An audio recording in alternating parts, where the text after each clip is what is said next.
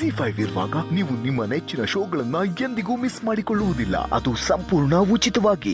ಕೌಸಲ್ಯ, ಸೊಸೆಗೆ ವಿಸ ಹಾಕಿರೋ ನಿನ್ನ ಆ ಬಂಗಾರಮ್ಮ ಅಂತೂ ಸುಮ್ಕೆ ಬಿಡೋಕಿಲ್ಲ. ನಿನ್ ಮಾನ ಮರ್ವಾದೆ ತೆಗೆದು ಚಾನನ್ನ ನಿನ್ ಮನೆಗೆ ವಾಪಸ್ ಕಳಿಸ್ತಾಳೆ. ಅಯ್ಯಯ್ಯೋ, ಹಾಗೆ ಮಾತ್ರ ಆಗ್ಬಾರ್ದು. ನಾನು ಎಷ್ಟು ಕಷ್ಟಪಟ್ಟು ಅವಳಿಗೆ ವಿಷ ಹಾಕಿ ಮನೆಯಿಂದ ಓಡಿಸಿದ್ದೀನಿ ಗೊತ್ತಾ? ಮತ್ತೇನಾದ್ರೂ ಅವಳು ನಮ್ಮನೆಗೆ ಬಂದು ಸೇರ್ಕೊಂಡ್ರೆ ನನ್ನ ಕತೆ ಮುಗೀತು ಅಷ್ಟೆ. ದಯವಿಟ್ಟು ನೀವೇ ಏನಾದ್ರೂ ಮಾಡಬೇಕು.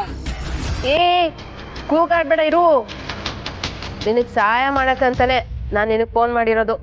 ಅಯ್ಯೋ, ನನಗೆ ಇವಾಗ ಏನ್ ಮಾಡ್ಬೇಕು ಅಂತ ಗೊತ್ತಾಗ್ತಿಲ್ವಲ್ಲ. ಟೆನ್ಷನ್ ಮಾಡ್ಕೊಳ್ಳೋದು ಏನೂ ಇಲ್ಲ.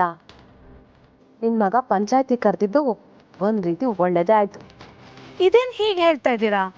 ಅದನ್ನೆಲ್ಲ ಫೋನಾಗಿ ಹೇಳೋಕ್ಕಾಗಕ್ಕಿಲ್ಲ. ನೀನು ಕಾರ್ ಮಾಡ್ಕೊಂಡು ದೇವಿಪುರಪ್ಪ, ಇಲ್ಲೇ ಮಾತಾಡವ. ಸರಿ, ನಾನು ಈಗಲೇ ಹೊರಡ್ತೀನಿ. ಸರಿ.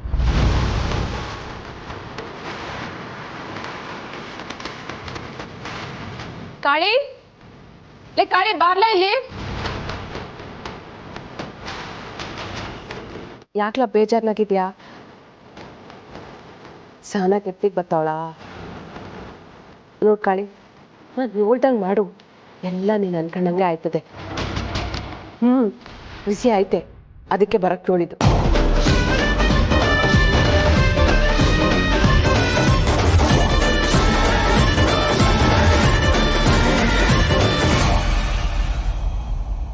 ಶ್ರೀ, ಪ್ಲೀಸ್, ನಮ್ಮ ಮನೆ ವಿಷಯನ ಪಂಚಾಯತಿವರೆಗೂ ತರೋದು ನಂಗೆ ನಿಜವಾಗ್ಲೂ ಇಷ್ಟ ಇಲ್ಲ.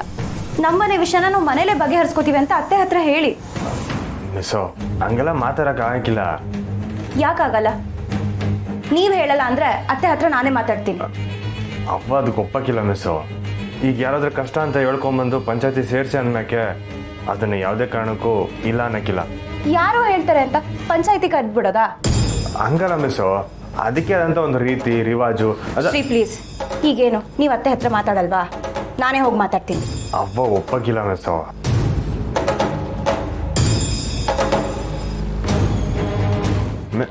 ಮಿಸ್, ಅತ್ತೆ, ಅತ್ತೆ. ಏಳೋ ಸ್ನೇಹ, ಬೆಳಬೆಳಗಿನೇ ಹತ್ತಿರ ಉಟ್ಕೊಂಡು ಬಂದಿದ್ಯಾ ಅಂದರೆ ಏನೋ ವಿಶೇಷವಾದ ಸುದ್ದಿನೇ ಇರ್ತೈತೆ ಅಲ್ವೇ? ಏನೂ ವಿಶೇಷ ಇಲ್ಲ ಮಾವಯ್ಯ. ಅದು ಯಾರೋ ನಮ್ಮ ಮನೆಯವ್ರನ್ನ ಪಂಚಾಯತಿ ಕರೆದಿದ್ದಾರಂತೆ, ಅದ್ರ ಬಗ್ಗೆ ಅತ್ತೆ ಹತ್ರ ಮಾತಾಡೋಕ್ಕೆ. ನೀವೇ ಹೇಳಿ ಮಾವಯ್ಯ, ಮನೆ ವಿಷಯನ ಮನೇಲೆ ಬಗೆಹರಿಸ್ಕೊಂಡ್ರೆ ಒಳ್ಳೇದಲ್ವಾ? ಧಾನ್ಯ ಗೀಸಿಯ ಬಗ್ಗೆ ಅರಿದೇ ಇರೋದಕ್ಕೆ ಪಂಚಾಯತಿ ಕರೆಯೋದು. ಅಲ್ಲ ಅತ್ತೆ, ಆದರೂ ಅದು ಮನೆ ವಿಷಯನೇ ಅಲ್ವಾ? ಅದನ್ನ ಬೀದಿಗೆ ತಂದು 4 ಜನ ಗೊತ್ತಾಗೋ ಹಾಗೆ ಯಾಕೆ ಮಾಡಬೇಕು? ಎಲ್ಲಿ ಗಂಟ ಒಂದಿಸಿಯ ಮನೆಯಾಗೆ 4 ಗೋಡೆಗಳ ಮಧ್ಯೆ ಇರ್ತಾಯಿತೋ ಅಲ್ಲಿ ಗಂಟ ಮಾತ್ರವೇ ಅದು ಮನೆಗಿಸಿ. ಒಂದು ಕಿತ ಅದು ಹೊಸ್ಲು ದಾಟ್ತು ಅಂದ್ಮ್ಯಾಕೆ ಅದು ಊರಿನ ಇಸಿಯನೇ ಆಗ್ತೈತೆ. ಅತ್ತೆ, ನಿಜ ಹೇಳಬೇಕು ಅಂದರೆ ಸಹನಕ್ಕನ ಮನೆಯವರಾಗಲಿ ನಾವಾಗಲಿ ಸಮಾಧಾನವಾಗಿ ಕೂತ್ ಮಾತೇ ಆಡಿಲ್ಲ. ಹಾಗಿರ್ಬೇಕಾದ್ರೆ ಪಂಚಾಯತಿ ಯಾರು ಕರೀತಾರೆ? ಅದ್ಯಾರೇ ದೂರು ಕೊಟ್ರುವೆ ಅದನ್ನ ತಿರಸ್ಕರಿಸ್ದಂಗೆ ಪಂಚಾಯತಿ ಕರಿಬೇಕು. ಊರಿನ ಹಿರಿಯರೆಲ್ಲರೂ ಸೇರಿಕೊಂಡು ಅದನ್ನ ಈಚರಿಸಿ ತೀರ್ಪು ಕೊಡ್ತಾರೆ.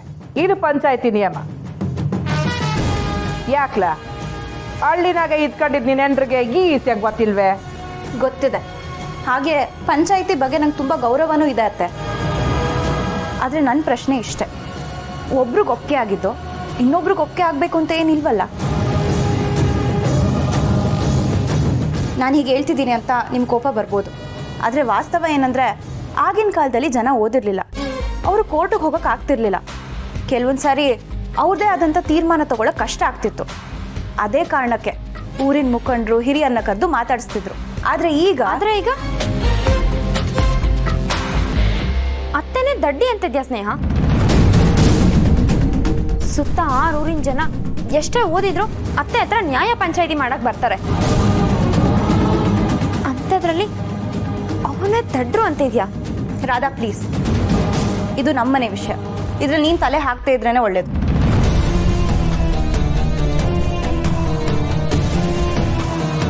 ಅಷ್ಟಕ್ಕೂ ಯಾರೋ ದೂರು ಕೊಟ್ಟರು ಅಂತ ಪಂಚಾಯತಿ ಸೇರ್ಲೇಬೇಕು ಅಂತ ಏನಿಲ್ವಲ್ಲ? ಯಾರ್ಯಾರೋ ದೂರು ಕೊಟ್ರೆ ಪಂಚಾಯತಿ ಕರೆಯೋಷ್ಟು ಬೇಜವಾಬ್ದಾರಿತನ ಇಲ್ಲಿ ಯಾರಿಗೂ ಇಲ್ಲ. ದೂರು ಕೊಟ್ಟಿರೋದು ಬ್ಯಾರೆ ಯಾರು ಅಲ್ಲ, ಮುರಳಿ.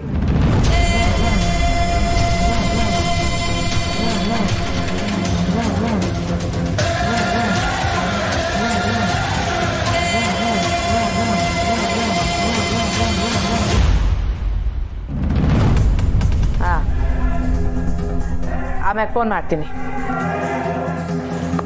ನೆಕ್ಸ್ಟ್ರೆ ಈಟ್ ಹೊತ್ನಾಗೆ ನೀವು ಇಲ್ಲಿ?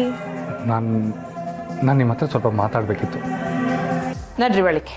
ಇಲ್ಲ, ಒಂದು ಮುಖ್ಯವಾದ ವಿಷಯ ನಿಮ್ಮೊಬ್ಬರ ಹತ್ರನೇ ಮಾತಾಡಬೇಕಿತ್ತು. ಯಾರಿಗೆ ಏನೇ ಅನ್ಯಾಯ ಆದರೂ ಅವ್ರಿಗೆ ನ್ಯಾಯ ಸಿಗೋದು ನಿಮ್ಮಿಂದನೇ. ಈಗ ನಾನು ಅದೇ ನಂಬಿಕೆಯಲ್ಲಿ ನಿಮ್ಮ ಮುಂದೆ ನಿಂತಿದ್ದೀನಿ. ನನಗೆ ನೀವೇ ನ್ಯಾಯ ಕೊಡಿಸ್ಬೇಕು. ಸರಿ, ನಿಮಗೆ ದಿಟ್ಟವಾಗ್ಲೂ ಅನ್ಯಾಯ ಆಗೈತೆ ಅನ್ನೋದೇ ಆದರೆ ಯೋಚನೆ ಮಾಡ್ಬೋದು. ನಿಮ್ಮ ದೂರ ಯೋಳಿ. ನನ್ನ ಹೆಂಡತಿ ನಂಗೆ ಒಂದು ಮಾತು ಹೇಳ್ದೇನೆ ಒಂದು ಸಣ್ಣ ಮನಸ್ತಾಪನ ದೊಡ್ಡದಾಗಿ ಮಾಡಿಕೊಂಡು ಅವ್ರ ತಾಯಿ ಮನೆಗೆ ಹೊರಟೋಗಿದ್ದಾಳೆ. ನಂಗೆ ಅವಳನ್ನ ಬಿಟ್ಟಿರೋಕ್ಕೆ ಶಕ್ತಿನೇ ಇಲ್ಲ. ಈಗ ನಮ್ಮಿಬ್ಬರನ್ನ ನೀವೇ ಒಂದು ಮಾಡಬೇಕು. ವಾ, ಊಟದಾಗೆ ಈಸ ಹಾಕಿ ಒಬ್ರು ಪ್ರಾಣ ತೆಗೆಯೋದು ಅಂದರೆ ನಿಮಗೆ ಸಣ್ಣ ವಿಚಾರನ? ಸರಿ, ಆ ಎಂಡ್ರನ್ನ ಬುಟ್ಟಿರಕ್ಕಾಗಲ್ಲ ಅಂದರೆ ಯೋನು ಅಂತ ತಿಳ್ಕೊಬೋದಾ? ನಿಮ್ಮ ಮನೆಯಾಗೆ ಯೋನೇನೆಲ್ಲ ನಡೆದೈತೆ ಅನ್ನೋದು ನನಗೆ ಸಂದಾಗ ಗೊತ್ತೈತೆ ಮೇಸ್ಟ್ರೆ. ನಿಮ್ಮ ಅವ್ವಂಗೆ ಹಿಂಗೆಲ್ಲ ಯಾಕೆ ಮಾಡಿದೆ ಅಂತ ವಿಚಾರಿಸ್ಕೊಳ್ಳೋ ಬದಲು ಇಲ್ಲಿ ನ್ಯಾಯ ಕೇಳೋಕ್ಕೆ ಅಂತ ಬಂದಿದ್ದೀರಾ? ಇಲ್ಲ, ನಮ್ಮಮ್ಮ ಹಾಗೆ ಮಾಡೋಕ್ಕೆ ಸಾಧ್ಯನೇ ಇಲ್ಲ. ಅಲ್ಲಿ ಬೇರೆ ಏನೋ ನಡೆದಿರಬೇಕು. ಅದೇ ನಿಮ್ಮ ಅವ್ವನ ಈಸ ಹಾಕಿರೋದು ಅಂತ ಸಾಬೀತುಪಡಿಸಕ್ಕೆ ಸಾನನ ಹಿಂಗೆಲ್ಲ ಮಾಡ್ಕೊಂಡವಳೆ ಅಂತ ನೀವೇ ಹೇಳಿದ್ರಂತೆ. ಅಮ್ಮ, ನಾ ಅದೇ ಕಾರಣಕ್ಕೆ ನಿಮ್ಮ ಹತ್ರ ನ್ಯಾಯ ಕೇಳೋಕ್ಕೆ ಅಂತ ಬಂದಿದ್ದೀನಿ. ನೀವು ಬರೀ ಒಂದು ಕಡೆ ಏನಾಗಿದೆ ಅಂತ ಕೇಳ್ತಾ ಇದ್ದೀರಾ.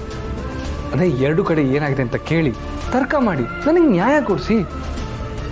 ಮೇಸ್ಟ್ರೆ, ಮಕ್ಕಳ ಪಾಲ್ಗೆ ತಾಯಿ ಯಾವಾಗಲೂ ದ್ಯಾವ್ರಯ್ಯ. ಆದರೆ ಬ್ಯಾರವ್ರ ಮಕ್ಳ ಪಾಲ್ಗೂ ಅವಳು ದ್ಯಾವ್ರಾಗಿರ್ತಾಳೆ ಅನ್ನೋದು ಸುಳ್ಳು. ನೀವು ನಮ್ಮ ತಾಯಿನೇ ತಪ್ಪು ಮಾಡಿದ್ದಾರೆ ಅಂತ ಹೀಗೆ ಖಡಾಖಂಡಿತವಾಗಿ ಹೇಳೋದು ಎಷ್ಟು ಸರಿ ನೀವೇ ಹೇಳಿ. ನಮ್ಮ ತಾಯಿನೇ ತಪ್ಪು ಮಾಡಿದ್ದಾರೆ ಅಂತ ಸಾಕ್ಷಿ ಆದರೂ ಏನಿದೆ? ಹಾಗಂತ ಸಹನಾ ಅವ್ರದ್ದೇ ತಪ್ಪಿದೆ ಅಂತಲೂ ನಾನು ಹೇಳ್ತಿಲ್ಲ. ಇತ್ತೀಚೆಗೆ ಸಹನಾ ಅವ್ರಿಗೆ ನಾನು ಟೈಮ್ ಕೊಡೋಕ್ಕಾಗ್ತಿಲ್ಲ. ಅದೇ ಕಾರಣಕ್ಕೋ ಏನೋ ಅವ್ರ ಮಾತು, ನಡವಳಿಕೆ, ಯೋಚನೆ ಎಲ್ಲದೂ ಬದಲಾಗಿದೆ. ನಿಜ ಹೇಳಬೇಕು ಅಂತಂದರೆ ಅವ್ರಿಗೆ ಮಾನಸಿಕ ತಜ್ಞರ ಅವಶ್ಯಕತೆ ಇದೆ. ನನಗೆ ಸಹನಾ ಅವ್ರನ್ನ ಬಿಟ್ಟಿರೋಕ್ಕೆ ಸಾಧ್ಯನೇ ಇಲ್ಲ. ನಿಮ್ಮ ಹತ್ರ ಯಾರೇ ಬಂದರೂ ನಿರಾಶೆಯಿಂದ ಹೋದವರೇ ಇಲ್ಲ. ಅದಕ್ಕೆ ನಾನು ನನ್ನ ಸಮಸ್ಯೆ ನಿಮ್ಮ ಮುಂದೆ ಇಟ್ಟಿದ್ದೀನಿ. ನಮ್ಮ ಅತ್ತೆ ಮನೆಯವ್ರನ್ನ ಕರೆದು ಪಂಚಾಯಿತಿ ಮಾಡಿ ನನಗೆ ನ್ಯಾಯ ನೀವೇ ಕೊಡಿಸ್ಬೇಕು.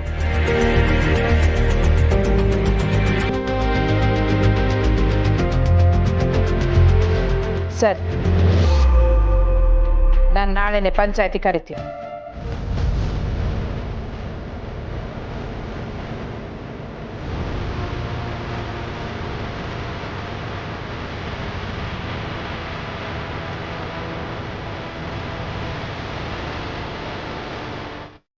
Z5 ಆಪ್ ಡೌನ್ಲೋಡ್ ಮಾಡಿ ಎಲ್ಲಾ ಸಂಚಿಕೆಗಳನ್ನು ಸಂಪೂರ್ಣ ಉಚಿತವಾಗಿ ನೋಡಿ.